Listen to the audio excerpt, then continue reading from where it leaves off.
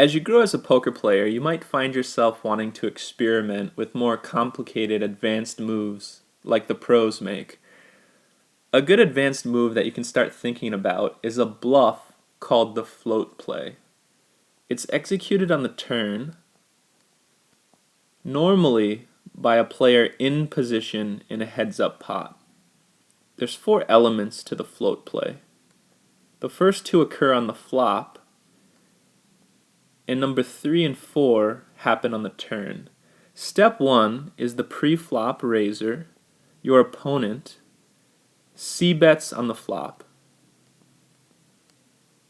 You call the c-bet, and we go to the turn.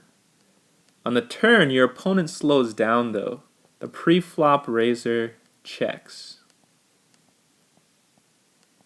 This is your opportunity to make a big bet, usually about 2/3 the pot, maybe a little more, and take down the pot. These 4 steps together are known as the float play. The move is named for step 2. When you call the c-bet, usually thinking you're behind with an unmade hand, we call that floating the flop. You're saying, I'll come along for the ride, get to the turn, and see what my opponent does. If he shows a sign of weakness and checks, bam, I'll fire a bet and almost always take down the pot. The float play works so well because it almost exactly mimics the action that would occur if you did have a real hand.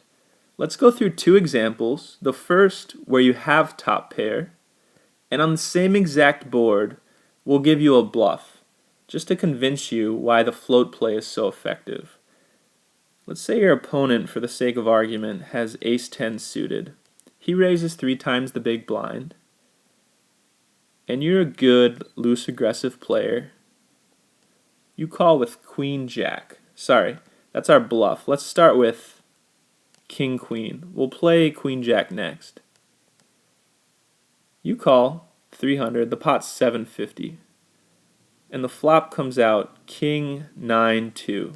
So that's a great flop for you. You hit top pair. You've got slight kicker issues, but ace-king is just one hand in a really wide range of your opponent's pre-flop raising range. So he leads out with a continuation bet of 500.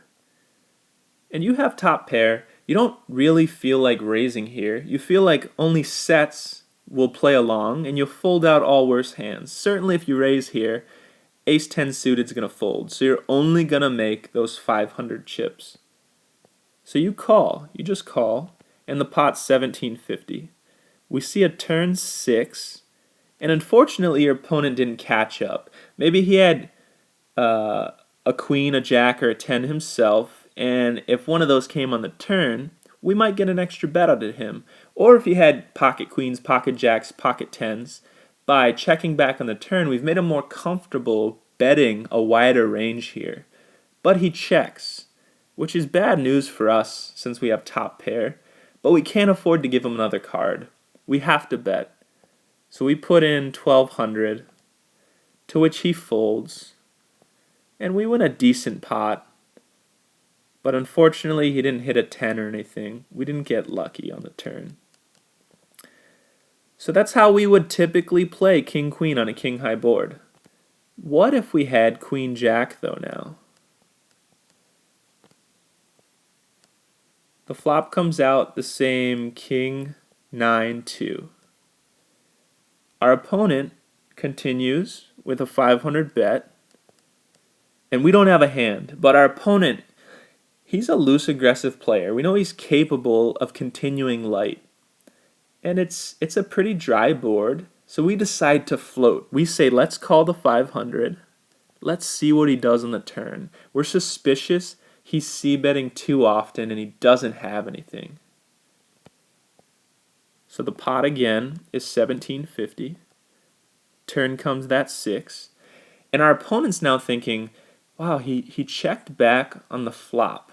A king is a big part of his range, and I've got nothing. If I bet here on the turn, the pot's bigger. I'm going to have to bet something like 1200. That's a big loss, especially to risk when I'm out of position. So our opponent just checks, and the window's open. He's shown a sign of weakness. The c-bet on the flop could have been strength, or it could have just been habitual over light c-betting. So this check confirms it for us. We fire our turn bluff, and we take down the pot. The mechanics were exactly the same as when we were bluffing with queen jack and when we had king queen, and that's why the float is such an effective bluff.